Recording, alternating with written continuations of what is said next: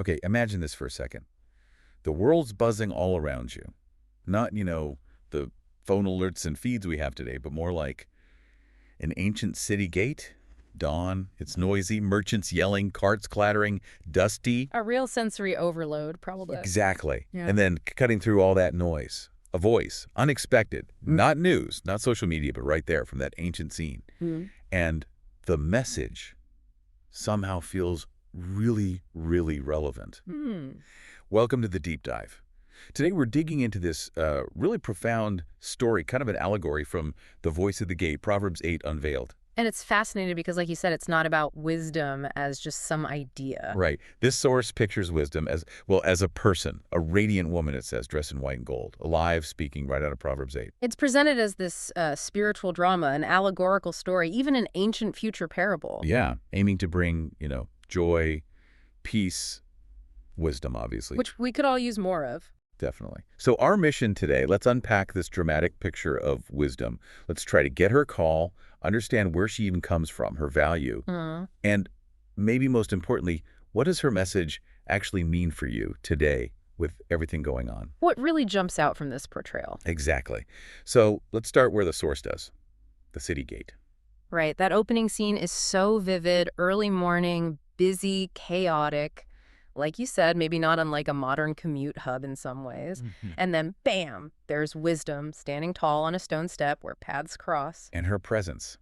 It's described as ancient and eternal. Her voice, like music and thunder, it definitely cuts through. It makes you stop, doesn't it? In that very mundane setting, suddenly something profound appears. It's an immediate call to attention. Totally. And she doesn't just, generally announce something. She asks these direct questions. Does not wisdom call out? Does not understanding raise her voice? Yeah.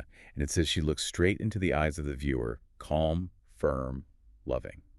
It feels personal, even reading it now. It really does. Are we listening? That seems to be the question right from the start. And that's kind of the heart of her first plea, isn't it? Her monologue. Yeah, she calls out to all mankind, and she's watching people. The text gives examples, right? A young guy lost in his phone. So familiar. Distracted by images, noise, wanting praise. Another one just chasing money, grabbing gold, ignoring family. Someone else arguing, angry in the marketplace. Wow. It's, timeless observations. But what gets me is the description of her eyes watching this. Filled with grief, yet hope. There's a deep compassion there, even as she sees the folly. Grief and hope. That's powerful. And then she hits them with this challenge. Directly. You who are simple, gain prudence. You who are foolish, set your hearts on it. And she stands by her words, right? Listen, for I speak what is right. My mouth speaks what is true. No messing around. Total integrity in her message. That word prudence. Yeah. Hearing those descriptions, the phone distraction, chasing money, it feels so current. In our world today, what does prudence even look like? That is such a key question. I think today, prudence isn't about cutting yourself off. It's more about being intentional. Okay. Intentional how? Like having the wisdom to pause before you just react to every single ping and notification, to actually think critically about the flood of information instead of just absorbing it. Right. Instead of just scrolling past. Exactly. And maybe prioritizing real connection over just, superficial online stuff. It's about managing yourself wisely when everything is trying to grab your attention. Wise self-governance. I like that. Okay, so from that dusty, noisy gate, the scene just shifts completely. Yeah, it's quite a jump. The source says the world fades into a glimpse of eternity. Cosmic stuff. Formless earth, stars exploding, waters rising, mountains forming. It's huge. And right there, in the middle of all that creation. That's where wisdom is. Yes. The text says she dances beside the Lord, rejoicing as everything comes into being. Wow, dancing. And she says, what was the quote? She says, "The Lord brought me forth as the first of his works. Before the mountains, before the seas, before the dust of the earth, I was there." Before anything. Before anything. That's the incredible claim. She existed before creation itself. So this isn't just like a good idea humans came up with later. Not at all. That's the profound implication. It suggests wisdom isn't just a human virtue or a set of rules we developed. It's woven into the very fabric of reality. Like part of the universe's operating system. That's a great way to put it. It was there before the apps of mountains and seas were even installed. It's fundamental. And her role, she's described as being beside him like a master worker. Delighting in his presence, but also, crucially, rejoicing in mankind. So even in that cosmic pre-creation moment, humanity is part of her joy. Apparently so.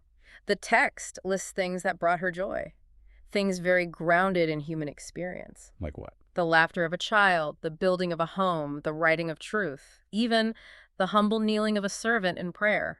Wow. So it connects the cosmic scale right back down to the deeply human. Exactly. Wisdom isn't just abstract or distant. It's connected to human flourishing, to the good stuff of life. Okay, and then, just like that, poof, we're back at the city gates. The vision fades, yeah. But wisdom is still there, continuing her message. And there's that lovely detail. She walks through the market. The ground glows softly beneath her feet. A subtle sign of her inherent worth, maybe? Could be. And she gets right to the point about value, doesn't she? Yeah. Comparing herself to, well, money. Straight up. Choose my instruction instead of silver, knowledge rather than choice gold. Then she adds, for wisdom is more precious than rubies. It's a direct challenge to our priorities. What do Right. you really value? What are you chasing? It forces you to ask, yeah, what's truly precious in the long run? And the source shows her noticing people who seem to embody this wisdom. Right, she passes kings and queens who rule justly, sees judges who speak truth. And there's that moment where she smiles, stopping beside a young woman reading the scriptures. It shows her delight isn't just theoretical, it's in seeing truth and justice lived out. But then it gets really personal again. It does. The focus shifts and it says, wisdom comes to you, the viewer. Her voice softens. Calling out, now then, my children, listen to me. Emphasizing being blessed. If you keep her ways, if you watch daily at my door. It's a powerful, almost intimate invitation. But that phrase, watch daily at her door, what do you think that looks like, practically speaking, for us today? That's a great question. It sounds active, consistent, not just a one-time thing. Maybe it's about intentionally seeking understanding every day, reading, reflecting, seeking counsel. Making space for it, perhaps, amidst all the other demands. Yeah, making space. And the stakes she presents are incredibly high. Oh, absolutely. Very clear outcomes. Find her, find life, receive favor from the Lord. Simple enough, but the flip side. Is stark. Those who fail to find me harm themselves. And then the really heavy line, all who hate me love death. Wow. Love death. That sounds extreme. How should we understand that? I mean, nobody intentionally loves death. Right. It's likely metaphorical, but a powerful one. Perhaps loving death means choosing paths that, even unintentionally, lead away from fullness of life. How so? Well, maybe through that constant distraction we talked about, or chasing things that ultimately don't satisfy, ignoring wisdom's guidance in relationships, health, finances. It's not like actively seeking destruction, but more like drifting towards it by neglecting what truly brings life. A kind of self-harm through neglect of wisdom. Precisely. A slow diminishment, choosing fleeting things over lasting well-being, trading the profound for the superficial. It's the tragedy of settling for less than the life wisdom offers. That makes sense. Okay, so as this deep dive winds down, the source gives us one final image of wisdom. And it brings her right into our time. Yeah, walking through a modern city, standing beside students, business people, moms, pastors, even prisoners and artists. Showing she's not confined to ancient history or a specific place. Her call is everywhere. At every gate, every crossing, every heart. That's incredibly encompassing. It really drives home that her message is timeless, universal.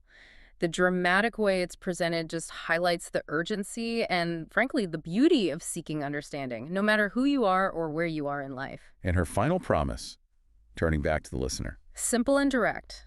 I love those who love me, and those who seek me will find me. It's an open invitation, really. Absolutely. Available to everyone. So that's our journey through Proverbs 8, the voice at the gate. We've seen wisdom as this multifaceted figure, the ancient voice, the cosmic creator's partner, and the guide still present today. It's shown us not just what wisdom is, perhaps, but where she calls from and why finding her is presented as so vital. Definitely gives you a lot to think about regarding what true value is. And that final promise, those who seek me will find me. Given that the source shows her calling out everywhere, in ancient times and now. Right. At every crossing, every heart. It leaves you with a question, doesn't it? How might you personally recognize wisdom calling out in your own daily life? And what does it actually mean for you to watch daily at her door? That's the thought to mull over. Where does your path intersect with that timeless call? Thanks for joining us for this deep dive.